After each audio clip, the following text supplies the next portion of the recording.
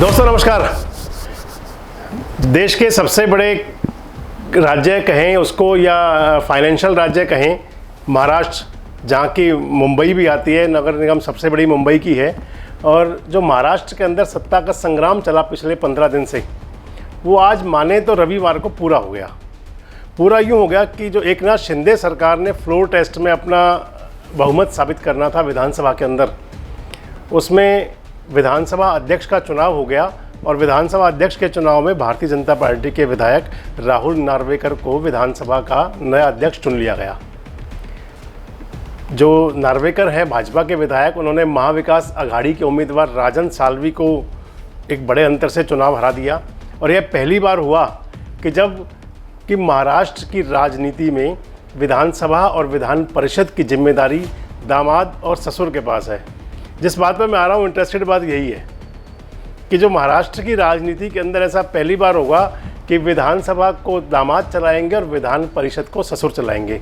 यह बात ज़रूर है कि दोनों यानी कि दामाद ससुर राजनीतिक विरोधी हैं इस समय पर। आइए जानते हैं पूरी कहानी क्या है। और आगे बढ़ने से पहले ये जानते हैं कि राहुल नार्वेकर कौन है। महाराष्ट्र के नए विधानसभा अध्यक्ष राहुल नार्वेकर भारतीय जनता पार्टी और जो शिवसेना के एकनाथ शिंदे गुट के प्रत्याशी थे विधानसभा अध्यक्ष के लिए। राहुल का जो राजनीतिक सफ़र है, उनके सफ़र की शुरुआत शिवसेना से हुई थी। वे शिवसेना में युवा शाखा के प्रवक्ता से उन्होंने अपनी राजनीतिक करियर की शुरुआत की थी।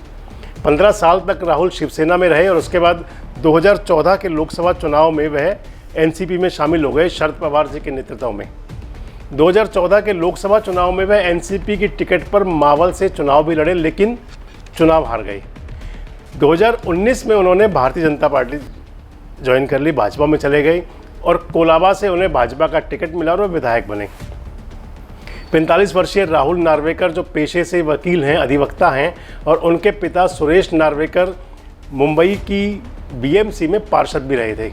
भाई उनके मकरंद बीएमसी में आजकल भी पार्षद हैं, दूसरी बार उनकी भाभी भी पार्षद हैं। तो मान लो कि परिवार का राजनीतिक जो सफ़र है वो अच्छा खासा ठीक ठाक है। विधान परिषद के जो अध्यक्ष हैं वे राहुल के ससुर हैं। एनसीपी नेता हैं रामराजे निंबालकर। रामराजे निंबालकर इस समय महाराष्ट्र विधान परिषद के अध्यक्ष हैं।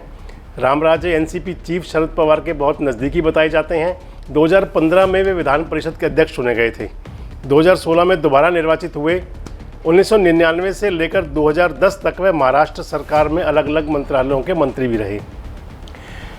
तो हमने आपको बताया कि किस प्रकार से जो महाराष्ट्र के अंदर विधान परिषद और विधानसभा है, उनको चलाने का, उनको संचालन करने का जो दायित्व है, जो जिम्मेदारी है, वो ससुर और दामाद के पास है।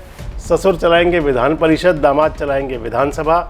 भले ही आज दोनों की पॉलिटिकल पार्टीज़ अलग अलग हैं, लेकिन मान ले तो भारतीय जनता पार्टी ने एक बड़ा दाव खेला है ये भी, क्योंकि रिश्तों को कहीं ना कहीं कसौटी पर कसाई जाता है।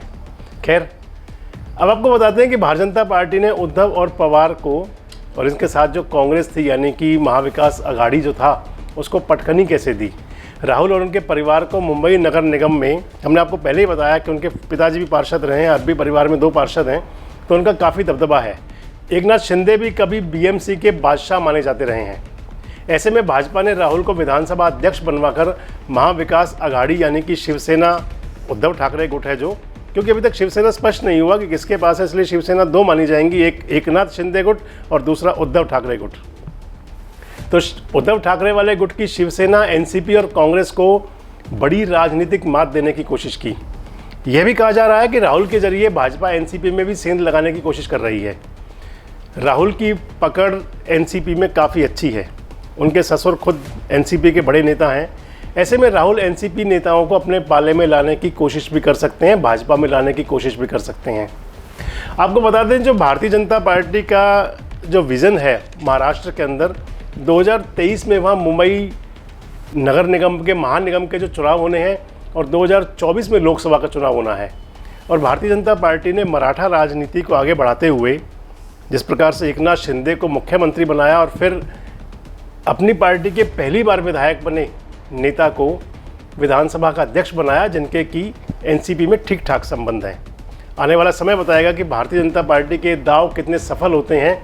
और चाहे वो मुंबई नगर निगम की, मुंबई महानिगम की राजनीति हो, सत्ता हो, और या फिर महाराष्ट्र के अंदर लोकसभा चुनाव में अधिक सांसद जिताने की पॉलिसी हो, उस पर कितना इनका दाव सटीक बैठता है यह तो समय के गर्भ में है। लेकिन भारतीय जनता पार्टी ने संदेश नए दिए हैं। आज के कार्यक्रम में इतना ही। अगले कार्यक्रम में एक नए विषय पर आपसे फिर बात करेंगे। तब तक के लिए नमस्कार, धन्यवाद। हमारे साथ जुड़े रहने के लिए देखते रहिए देश रोजाना का YouTube चैनल सब्सक्राइब कीजिए।